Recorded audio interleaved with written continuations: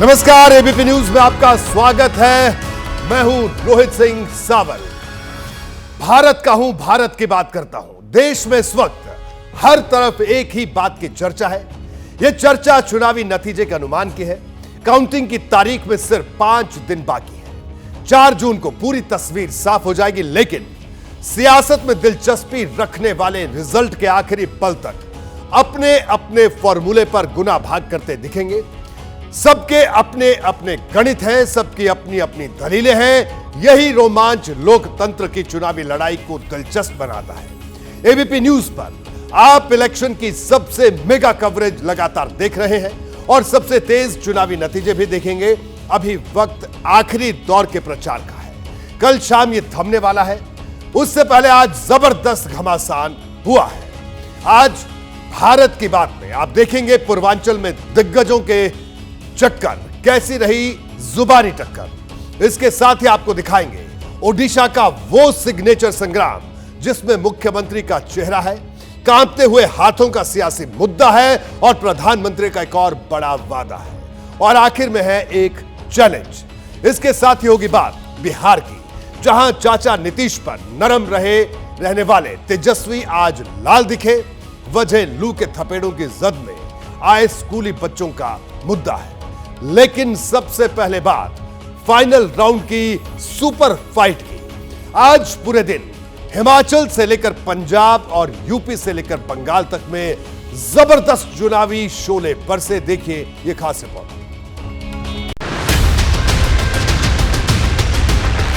उनके नेताओं ने खुलकर कहा है कि अगर हम चुनाव जीत गए तो हम संविधान को बदल देंगे। भारत माता की कांग्रेस पार्टी है, ये पिछड़ा विरोधी पार्टी, गैर संवैधानिक रूप से पिछड़ा वर्ग को, आरक्षण को मुसलमानों को देने का काम किया। अब भारत विकसित भारत बनने की राह पर चल पड़ा है। सारी देश की संपत्ति आस्ते आस्ते इनके गिने चुने खरबपति मित्रों को दी जा रही है। 7वें चरण के रण में अब कुछ ही घंटे शेष हैं और ये लड़ाई हर राजनीतिक दल के लिए विशेष है।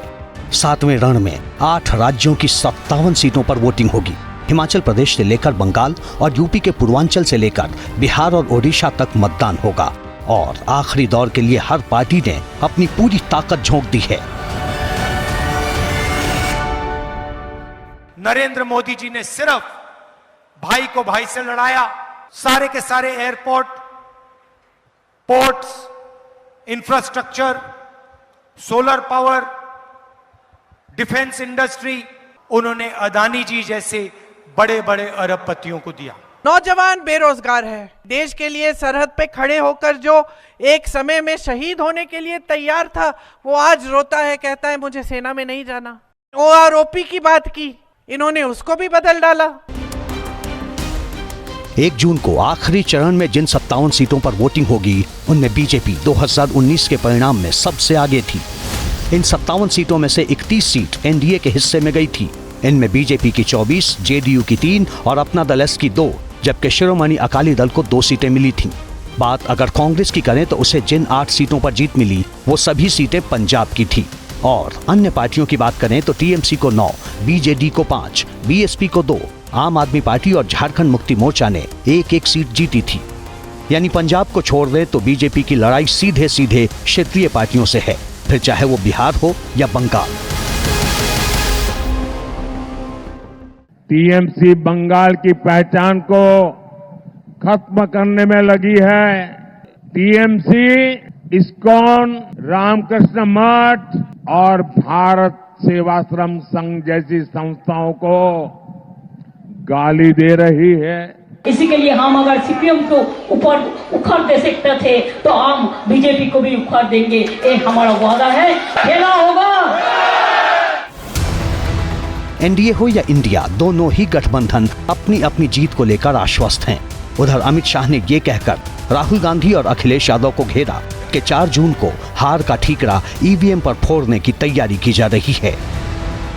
4 को काउंटिंग है, 4 की दोपहर को ये दोनों शाहजादे प्रेस कॉन्फ्रेंस करेंगे और प्रेस कॉन्फ्रेंस कर कहेंगे ईवीएम खराब था इसलिए हम चुनाव हार गए। बीजेपी का दावा है कि तीसरी बार लगातार मोदी सरकार बनेगी, तो कांग्रेस उन इलाकों में जोर लगा रही है जहां उसे जीत की गुंजाइश दिख रही है। प्रियंका गांधी वाड्रा पिछले कई दिनों से हिमाचल में डेरा डालकर बैठी हैं। प्रचार के आखिरी दिन तक वो हिमाचल प्रदेश में ही रहेंगी और दावा है कि बीजेपी की राजनीति से जनता ऊब चुकी है। देश में बदलाव का माहौल है, जनता ऊब चुकी है भाजपा की राजनीति से। बेरोजगारी, महंगाई के बारे में बात करिए। पूरे प्रचार में आपने देखा है, कभी भैंसों के बारे में बात करेंगे, कभी मंगलसूत्र चुराने के बारे में बात करेंगे। सूरज इन दिनों आग बरसा रहा है, लेकिन चुनावी मैदान का पारा सामान्य से कई डिग्री ज्यादा है। वजह है मुकाबले में सबसे आगे निकलने की होड़। यूपी के पूर्वांचल की जिन 13 सीटों पर 7वें दौर में वोटिंग होनी है, वहां सीएम योगी आदित्यनाथ और अखिलेश यादव के बीच जबरदस्त भिड़ंत हुई। आर पार भले ही जुबानी हो, लेकिन बीजेपी और एसपी के समर्थक इस मुकाबले को किसी युद्ध से कम नहीं मान रहे हैं।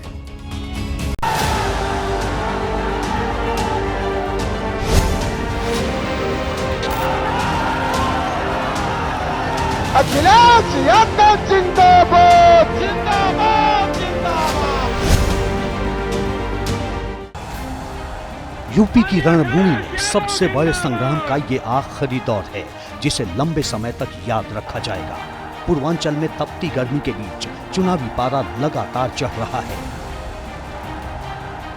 ये दो लड़कों की जोड़ी जब भी मिलती है अनर्थ होता है।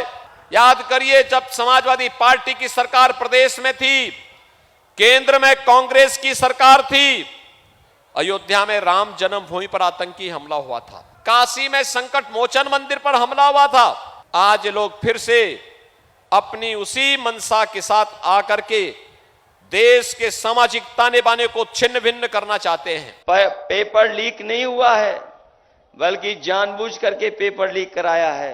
नौजवानों को कहना चाहता हूं, अगर बीजेपी ने रिकॉर्ड बनाया है नौकरी ना देने का, तो इंडिया गठबंधन भी रिकॉर्ड बनाएगा अपने नौजवानों को नौकरी देने का। आखिरी दौर में यूपी में पूर्वांचल की 13 सीटों पर जबरदस्त मुकाबला है।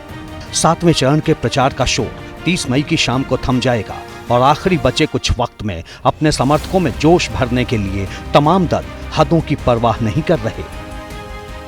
एक मुसलमान कहता है कि मैं गौमांस खाऊंगा, गौ हत्या करूंगा, हिंदू वहां पे अड़ जाता है, कहता नहीं, जन्म जन्म का नाता है, गाय हमारी, गाय हमारी।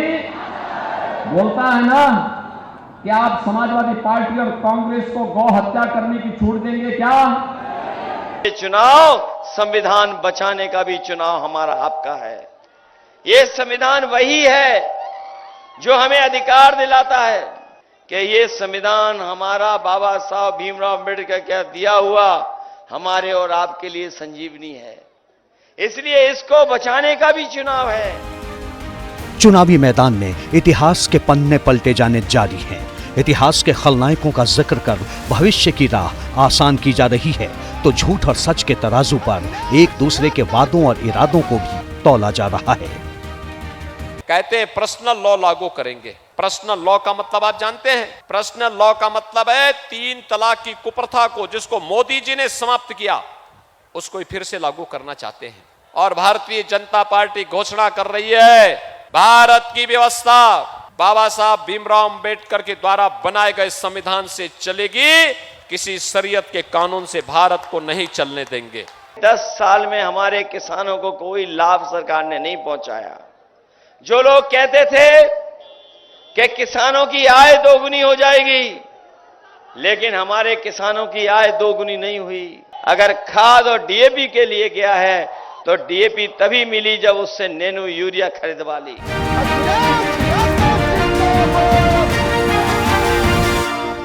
चुनावी मुद्दों की फहरिस्त में आज एक ऐसा मुद्दा सुर्खियों में रहा जिसका वास्ता एक दिग्गज नेता की सेहत से था। दरअसल अगर हम बात करें उड़ीसा के मुख्यमंत्री नवीन पटनायक की, उनकी आज कुछ तस्वीरें सामने आई, जिन तस्वीरों में उनके कांपते हुए हाथ दिखाई दिए और इसमें उड़ीसा के मुख्यमंत्री नवीन पटनायक के कांपते हाथ दिखे। इसमें उनके समर्थकों ने उनको छिपाने की कोशिश भी की, इन तस्वीरों में दिखाई दिया। इसे बीजेपी ने मुद्दा बना दिया। बात बढ़ी तो सीएम पटनायक ने जैसे को तैसा वाला जवाब दिया।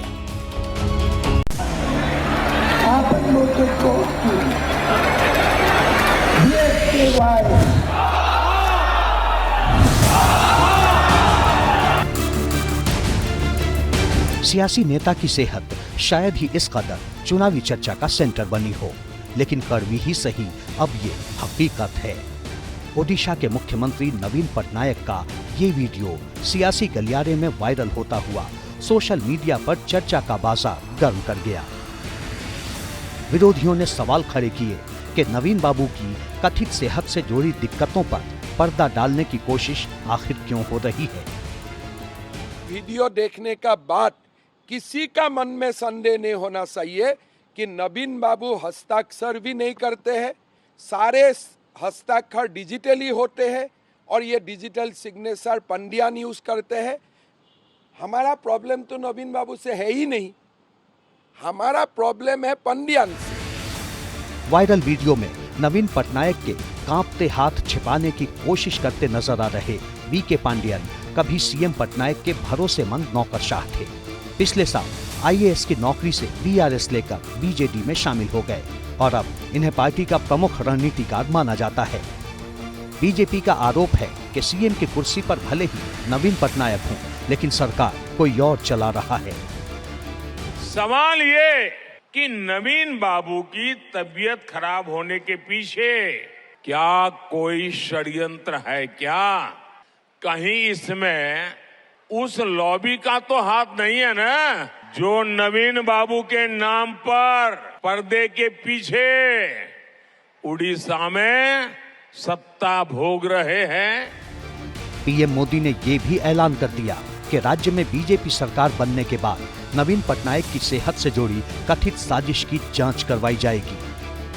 10 जून के बाद उड़ीसा में भाजपा सरकार का विजय होने के बाद हमारी सरकार एक स्पेशल कमेटी का गठन करेगी और ये जांच करेगी कि अचानक नवीन बाबू की तबीयत क्यों गिरती जा रही है। बीजेपी नेताओं ने सोशल मीडिया से लेकर प्रचार के मैदान तक में नवीन पटनायक की सेहत को मुद्दा बना रखा है, तो इस पर खुद ओडिशा के सीएम ने पलटवार करने में देर नहीं की। The BJP, which is known to make non-issues into issues, are discussing my hands. This will certainly not work. BJP पर यह हमला बोलते वक्त नवीन पटनायक ने खास तौर पर अपने बाएं हाथ को डायस पर उठाकर रखा। ये अपने आप में एक संदेश था कि हाथ के कांपने की जो बात बताई जा रही है वो सच नहीं।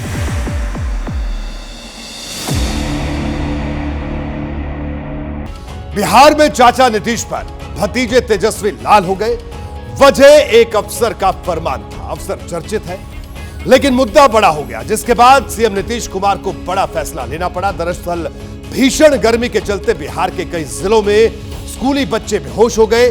बेहोश होने वाले बच्चों की संख्या 100 के करीब थी। तेजस्वी यादव ने मुख्यमंत्री पर सवाल उठा दिए। आरोप लगाया कि अफसरों ने सारा सिस्टम अपने कंट्रोल में रखा है। विवाद बढ़ने पर शिक्षा विभाग ने आनन फानन में स्कूलों में छुट्टी घोषित कर दी।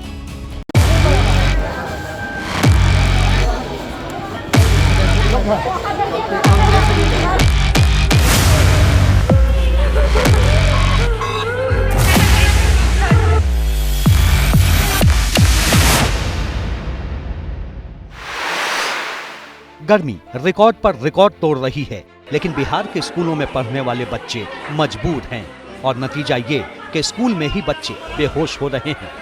तस्वीरें शेखपुरा जिले की हैं। गरीब परिवार के बच्चे तपती धूप में पढ़ाई के लिए स्कूल गए थे, लेकिन भीषण गर्मी के चलते बेहोश हो गए। बेहोश बच्चों को किसी ने हाथ से पंखा हिलाकर राहत देने की कोशिश की तो किसी ने पानी से शरीर पोंछा, लेकिन तब भी हालत नहीं सुधरी तो परिवार वाले अस्पताल लेकर भागे।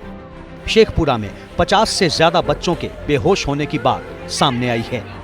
तरक्की का दावा करने वाले बिहार की एक सच्चाई ये भी है कि स्कूल से अस्पताल ले जाने के लिए किसी को एम्बुलेंस तक नहीं मिल सकी। गुस्साए लोगों ने शिक्षा विभाग के कर्ता धर्ता के पाठक के खिलाफ जमकर नारेबाजी की।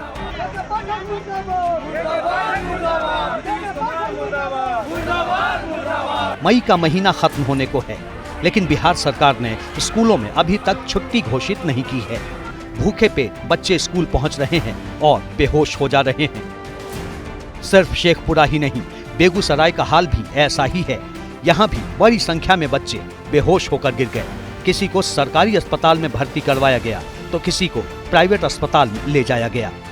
हर किसी का गुस्सा शिक्षा विभाग के अपर मुख्य सचिव के पाठक पर है। लोग उनके फैसले को तुगलकी फरमान बता रहे हैं और सरकार के तुगलकी फरमान पर हम लोग विवश हैं। इतना भीषण गर्मी में बच्ची बेहोश होकर के गिर रही है। मौसम चुनावी है तो बच्चों की बेहोशी का मुद्दा सियासत के मंच से भी उछला। तेजस्वी यादव ने कहा कि अफसरशाही इतनी निरंकुश है कि मुख्यमंत्री तक की नहीं सुनी जाती। जानते हैं कि मुख्यमंत्री की बात भी स्कूल की टाइमिंग को लेकर के नहीं सुनी जाती है। 47 डिग्री है, लू है, जो छोटे बच्चे हैं कम से कम उनके रिलैक्सेशन का ध्यान जो है लोगों को देना चाहिए।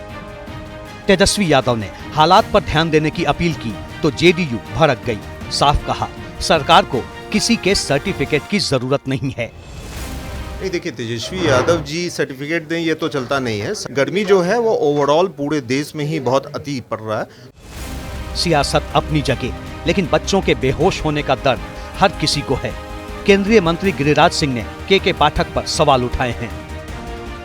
यहाँ शिक्षा विभाग में कोई व्यक्ति नहीं बैठा है जिसमें संवेदना हो, कोई रोबोट बैठा हो। ये शिक्षा विभाग संवेदनहीनता की पराकाष्ठा पर है। गर्मी से सिर्फ बच्चे ही बेहाल नहीं हैं, चुनाव ड्यूटी में लगे कर्मचारी भी परेशान हैं। नालंदा में जो पुलिसकर्मी तैनात थे वो भीषण गर्मी के चलते गश खाकर गिर गए। सभी को अस्पताल में भर्ती करवाया गया। ये सभी पुलिसकर्मी तपती धूप में फ्लैग मार्च कर रहे थे, क्योंकि 1 जून को नालंदा समेत कई सीटों पर चुनाव होना है।